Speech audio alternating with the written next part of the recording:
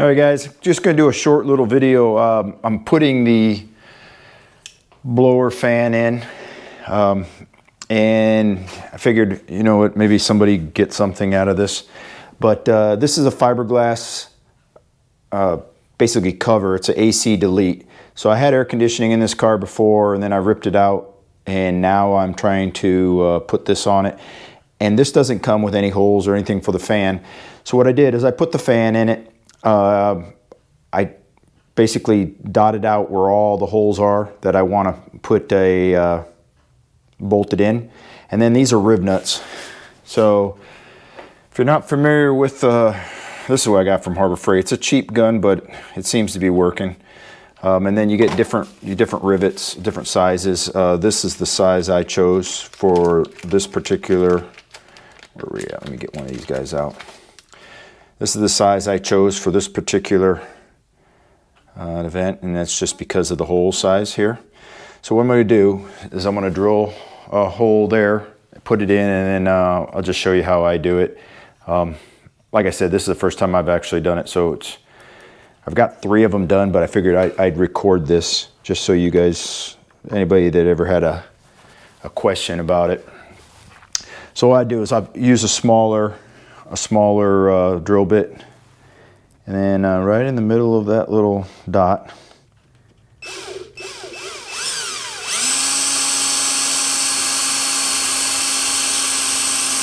there you go. Get it right in the middle of the dot. Change out the drill bit to the actual size. And for this riv nut, let me see what that drill bit is. I don't know if it's 5/16. Shit, it's hard to tell. I just kind of measured it up, and it's been working. And every riv nut will have a different drill bit anyway. So then I'm going to come through here. And this is right there on the edge. You can see all these were good. This one's going to be a little worse. But I have a feeling that the riv nut will help capture that in there.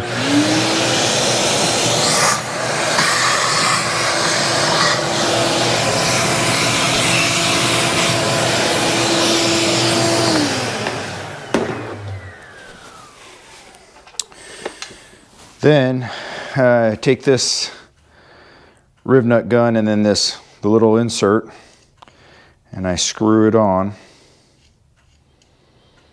and then I push it through that hole, and then it's just like a what do you call it, a pop rivet gun. You know, as you pull it in, it expands a little bit. So there, give it a nice little. And it's fiberglass, so you really don't have to give it too much of a tug. It's just a little bit. Just to make sure it's flared and it's not going to spin around on you. And then I back this out. And I usually take the handle and take a little pressure off of it. It seems to work well for me. I know there's better rivet guns out there. This is just what I got though. But I just thought this was kind of cool. Instead of trying to blindly tap into this fiberglass and hope it holds. There we go. Got it out. So then put this on, and then you just start screwing it in like let me go get another one. Get a couple of them actually. Now it's going to come back off, but actually, you know what? I got this clocked wrong.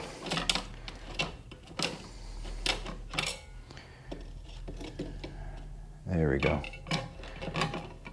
I had it clocked wrong. Put that on. Put this on. One thing I do have to do is I got the resistor. I just got to go through this cable and figure out which ones apply. Where are we at? There we go.